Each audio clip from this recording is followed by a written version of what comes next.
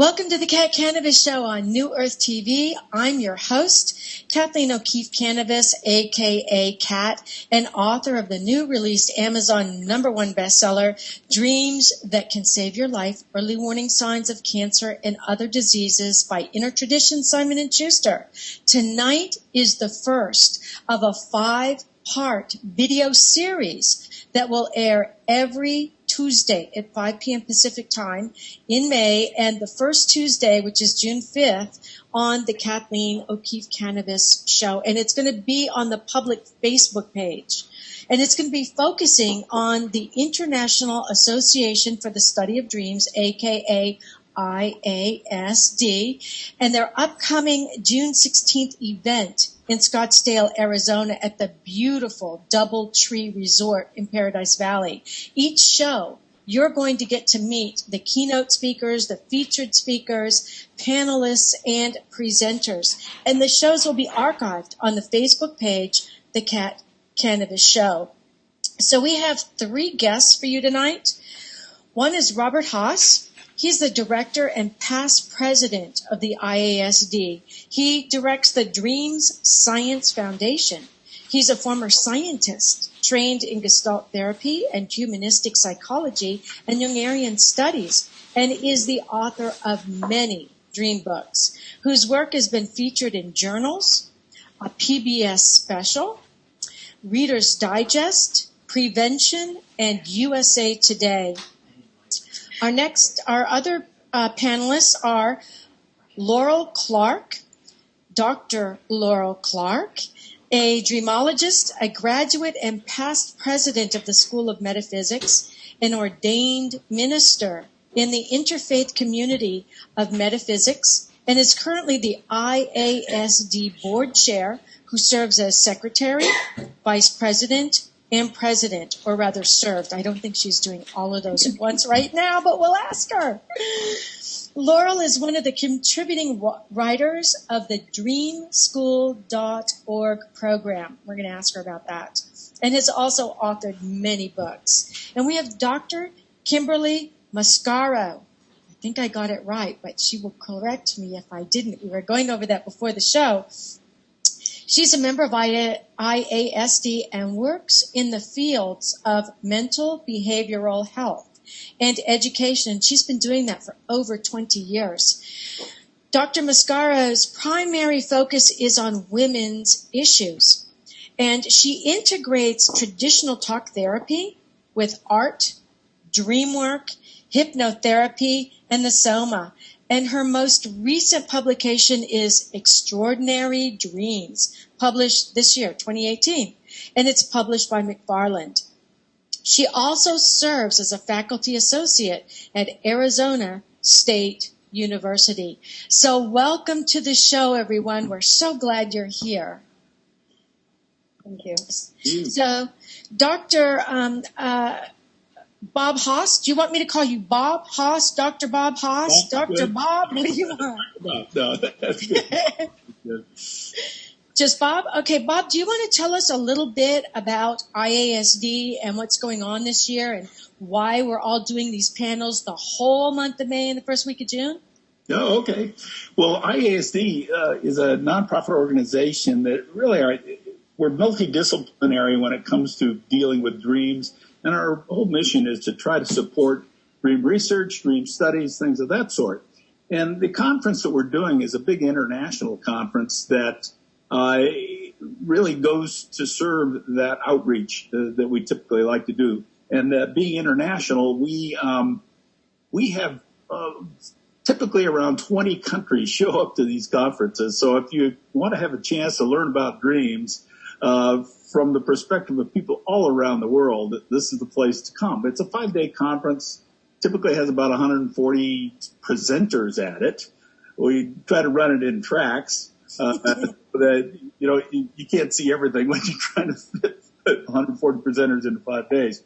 So we have a lot of different tracks, anything from clinical psychology research all the way to spirituality, the arts, cultural aspects of dreams, and everything in between. So there's a little bit of something for everybody. That sounds really exciting, and I have been to them. I went just to see it first, and now Dr. Larry Burke and I, who's going to be on the very last show in June, we're just kind of wrapping up the shows. We're going to be presenting also. So, Kimberly, did I totally butcher your name? That was great. That was perfect. Thank you. Well done. Tell us what you are going to be presenting on at IASD. Well, I'll be co-leading a workshop with Dr. Lauren Goodman, and this time it's going to be on dreaming at conception, which it's going to be a cultural, historical, and creative workshop. So attendees will learn about Taimong, which are Korean birth dreams, and they'll learn about announcing dreams, which is the subject of my research. And that pretty much sums it up. So you can expect all those things, learning about the history of such and the cultural aspects, and then going into some creative activities near the end of the workshop. Okay, and let me see, Laurel, what are you going to be presenting on? See, unfortunately, I'm not seeing your picture up here. I don't know why. I'm presenting on dreaming for others, and I had a fascinating experience. There's an online conference that IASD does called the Cyber Dreaming Conference, spelled PSI. So it's a pun on the psychic, intuitive type dreams.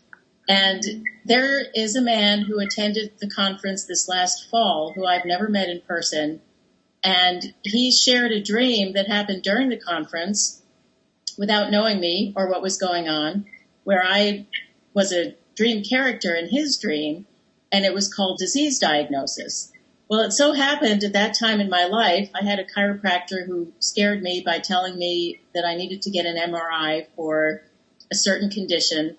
And this other dreamer, in his dream, he dreamed that I had written down a dream. He had the date in my dream notebook. So without him knowing that I was dealing with any health issues, he told me about it. And so I looked in my dream notebook for that date that he had dreamed. And there was a dream that had fantastic healing information for me. So that was such a remarkable experience. And I've had, there are some groups that I'm a part of, like 350 Dreamers and the World Dreams Peace Bridge, that at certain times during the year intentionally people dream together for global healing or other purposes. So that's what this is all about, is how you can dream for other people, how that's possible, how we're all connected in dream time. Now, Laurel, that is so fascinating. I just love all of that. And I have done the online cyber dreaming. So that was really cool. I love that. So Kimberly, tell us what it is that you are going to be presenting on at the IASD. Well, you asked me about my workshop, and that's Dreaming with Conception with Dr. Lauren Goodman. Oh, okay. And Robert, what are you going to be presenting on? Yeah, I'm doing a couple of things. One of the things that we did last year was IASD compiled a book, which I was an author editor of, called Dreams That Change Our Lives. And we collected a couple hundred dreams from the general public, from our membership, et cetera, that changed people's lives, and selected 100 of them and took 20 of our authors who are author experts in various areas of dream work and kind of compiled them under that. And so the book was very exciting because it represented everything we do, from psi to nightmares to lucid dreaming, et cetera, but from a life-changing standpoint. And we learned some really unique things by doing that. In a nutshell, we learned that dreaming comes from every stage of consciousness to help act, these big dreams in particular, to act as guideposts in your life. Mm-hmm. And there is no one logical function or whatever you can attribute to them. They come from every aspect of consciousness, every aspect of the person. So I'm going to be speaking on that. We have 3 different panels where people will be talking about different aspects of big dreams as well. So this, I'll be kicking it off with that. And also we've got a series of foundational courses. We decided to put some of our talent into the form of little mini courses during the conference. And I'll be speaking on the science and psychology of dreaming. There'll be another one on lucid dreaming, the science and psychology of lucid dreaming, and then finally one on the history and culture associated with dreaming. And so, yeah, pretty active. It's going to be great. So you talk about big dreams, Bob. What do you mean by big dreams? Well, big dreams is a term that Carl Jung coined that relates to dreams that are just very impactful. In this case, they were impactful to the point where they actually turned the person's life around. Mm-hmm. Sometimes people were, in a couple cases, people are going to commit suicide. They had a big dream, totally turned that around. In other cases, a person or a friend called her on the phone in the morning and said, let's meet someplace else this morning than our normal meeting place. And so they met a block away. And when they met there, an airplane crashed where their normal meeting place was, right where they would have been standing. Oh, my goodness. How come you knew this? She said, well, but I didn't think you'd believe me, so I thought I'd better just tell you to meet me somewhere else. So things like that, just very exciting. These are big dreams. They're impactful to the point where you notice. You stand up and notice. Mm-hmm. So I'm going to ask all three of you this next question, but I'm actually going to start with Kimberly. How did you get into your line of work? Like, what inspired you with dreams, relationships? Was it with the IASD? How did you get into where you are? Because that is one of the questions that just came up here. I'm connected with the Facebook pages and the Twitters and all that stuff right now. So, Kimberly, how did you get into your line of work? Well, yeah, with dreams, it was in 2004. I had some very profound dream experiences, and a family member also shared with me her profound dream experiences, particularly announcing dreams. And through my experiences and hers, there was really kind of no turning back, and I decided to really start to take these dream things seriously.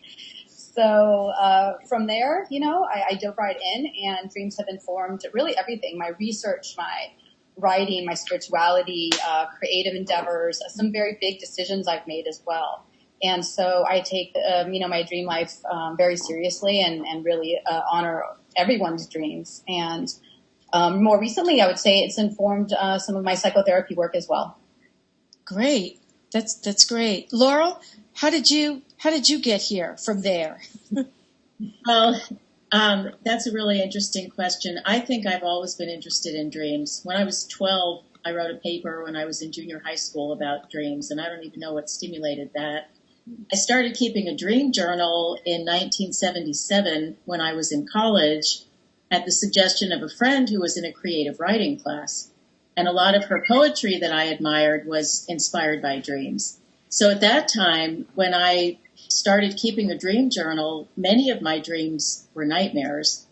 And then 2 years later, I became a student at the School of Metaphysics, which is a program of self-development, self-growth. And I learned how to interpret my dreams. I developed a spiritual practice of meditating every day. And it was really quite remarkable because from meditating and doing other spiritual practices every day, the quality of my dreams changed dramatically. I hardly ever had nightmares. I can't even remember the last time I've had a nightmare. They became much more informative, providing guidance. And so for the past 40 years, I've used dreams personally, and I also use it as a teacher and a counselor and minister. In fact, I just gave a program to a group of spiritual directors at a conference about using dreams as a source of spiritual guidance. And it was so fulfilling because they could immediately see how it could help them to help their spiritual directees. That's interesting. And it's all true. It's all so true. So, Bob, how did you get here from there? Also, early childhood interest. We didn't know what lucid dreaming was at the time, but I learned all about lucid dreaming when I was a child. I learned how to do it. And so I got really excited about my dreams. They were just fascinating because I could control them to a degree. And so that kind of got a lifelong interest going. My day job was in the sciences. I was a researcher more in industry. But I kept a second life together. I got training in Gestalt therapy when I got out of college, and I and in humanistic psychology in a number of fields. And so I had this dual life going on, and was actually teaching at a couple colleges at the time. The dream studies program. So I just kind of kept that alive until I could finally retire early, or quit the industry about 15, 20 years ago, and do this full time. So that's how I got into it. I joined IASD in the process. Have been an officer ever since the beginning, I guess. It was a little bit of everything. So, and once I got out, I was able to do some things in the area of in the field of setting up a little research granting partnership with IASD, where we can actually fund some research that normally wouldn't be funded, things like that. So it's just been very exciting. I also teach at an institute called Hayden Institute. I'm a trainer there, so just really enjoying right now being able to do it. Yeah, that sounds fabulous. Sounds like all of you were great dreamers to begin with, and then you all kind of came together at the IASD. So I don't want to put anybody on the spot, but like Kimberly, do you have a dream that always sticks in your mind as one of the dreams that maybe was a turning point in your life, or one that you heard from somebody else that was a really great dream? Or we can always come back to you later, Kim. Oh, just one that's hard. Just one. Well, I'm thinking of several that have been very, very impactful. That's a hard one. I would say most recently I had to make a pretty tough call at a job. And I'll keep it short, but something that I'll always remember as a part of this dream was facing a tornado and talking to the tornado. Oh, my goodness.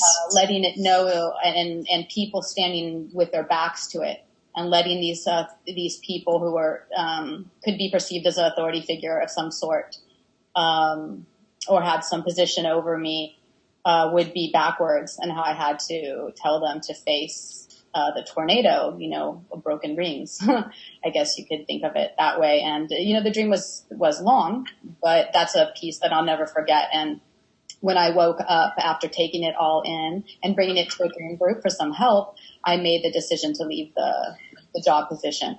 So That's a great dream. It kind of reminds me of that saying, if you are in a boat in the middle of a storm and the winds are not blowing you in the direction you wish to go, change your sails. Yeah, that's just what that sounds like to me. So, Laurel, what about you? Gosh, like Kim, I have had so many impactful dreams, and probably the biggest dream that I ever had was a visitation dream. I've told this a number of times, but I don't know if all the listeners here probably haven't heard it. I was married to a man who died on September 10th in the year 2000. And so a year after his death, I wanted to spend a day kind of with his memory, except September 10th, 2001, I had to teach, so I decided to do it September 11th, 2001. And we all know what happened that day. And I grew up in a suburb of New York City, so I was, among all of the shock of what was going on, I was also very personally concerned about family members and friends who lived in New York because I couldn't get a hold of them. So the evening of September 11th, 2001, I had a dream that my husband, who had died the year before, was in New York, and he was helping the people who had died in the World Trade Center. And I looked at him, and I had this feeling of alarm, and I said, "Are they okay?" Meaning the people who had died. And he said, "Yes, they're fine. Once they're out, they're fine." And when he said, "Once they're out," he lit up with this amazing kind of celestial light, and he beamed this beautiful smile.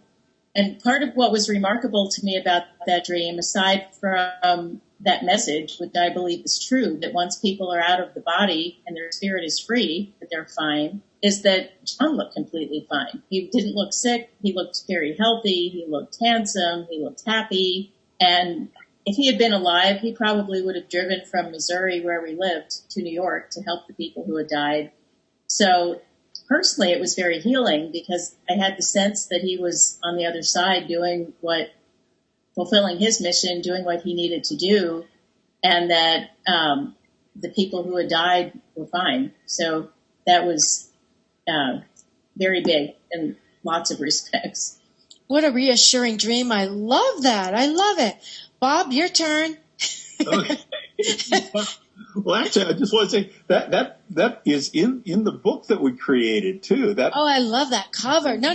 Put it up for a second. Oh. Hold it up there right next to your face. Isn't that pretty? That's gorgeous. It's Dreams gorgeous. that change our lives. Yeah. And now, Bob, is that book going to be available at IASD? Yes, it is. It's available from Chiron and Amazon. Good.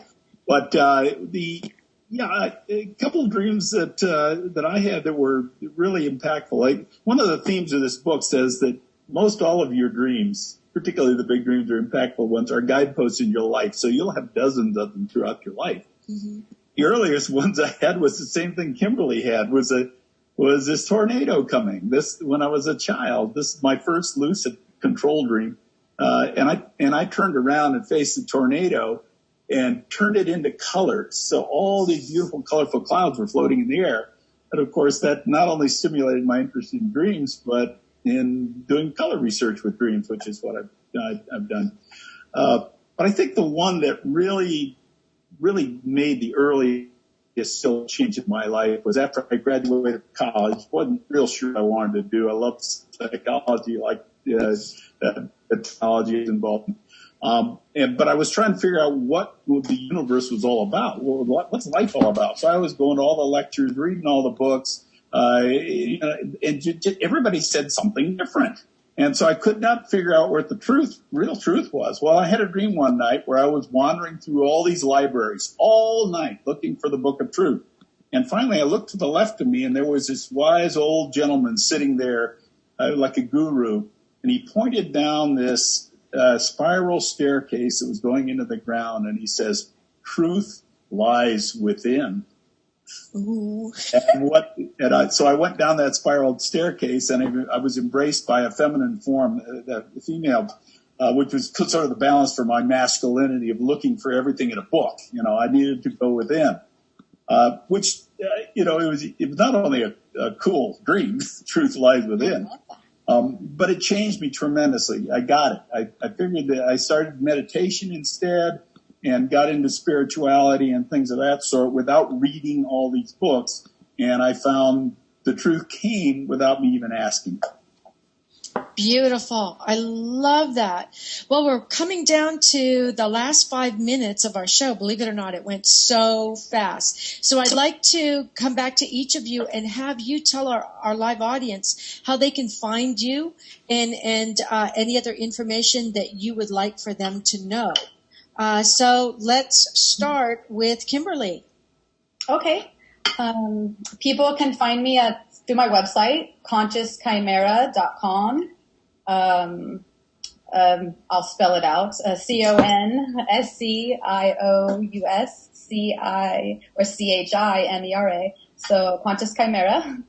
And also you can find me on Psychology Today and also at BAFS.org. It's Bay Area Family Therapy Services.org or BAFTS.org. Also, a little plug for a recent book that just came out. So on the back is the websites and some information about how to get a hold of me. Great. And all of this information I am going to put on the blog that I put on Pathos and then send to Biz Catalyst 360 magazine. So don't worry if you don't have a pencil and paper and can't write this stuff down and you're watching. It's okay. You'll get it. So, Laurel, how can our audience find you? I have a website, which is my name. So it's Laurel Clark, LAUREL, Clark.com. I also have a book that is called Intuitive Dreaming. So if they do a Google search for Intuitive Dreaming with my name, Laurel Clark, they can find me that way. And there are also member pages on the IASD website, so they should be able to find me that way also. Or they can come to the IASD conference in June. I encourage everyone, and then we get to meet in person. Yes. And Bob, how can we find you? Okay, mine's fairly simple. Mine is dreamscience.org. I'm sort of a scientist by heart. So dreamscience.org, or you can just Google dream and science. And I used to be number one, but now I'm number one after all the ads. Great. And I do have all of that information here, audience, so I will put it on the pages and in the blog. You will get it. So, Bob, tell us, how can our audience find the information for the IASD in Scottsdale, Arizona this year? Where can they go? Yes, the easiest thing is to go right to our website, www.asdreams.org. It stands for Association for the Study of Dreams.org without the I. So www.asdreams.org, and just click on the conference. It's going to look like this on the front cover. So beautiful. A little logo thing. Click on and they can get right to the conference. It's going to be pretty exciting. The rooms are inexpensive this year, and it's like $85 a night in a spa-like hotel. So it'll not only be fun, but very comfortable. It will. And Bob, I've got to ask you, is that a picture of you behind you up there on your bookshelf? And are you possibly diving?